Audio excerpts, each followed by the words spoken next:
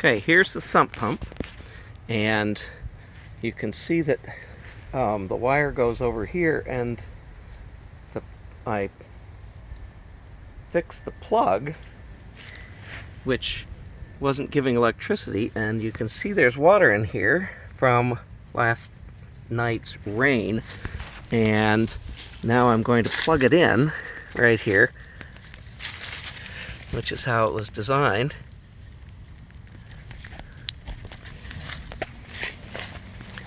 And now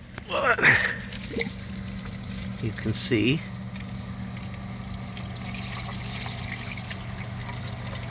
it has made the water go down.